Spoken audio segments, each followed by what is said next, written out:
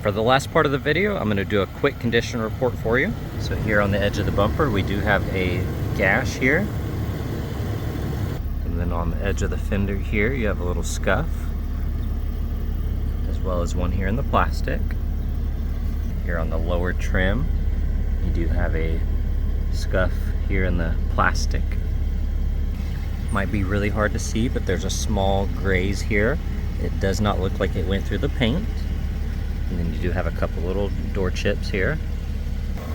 And then you do have some imperfections here in the grille where it looks like it has been peeling due to some rock chips and probably just some chemicals of some sort that got on there.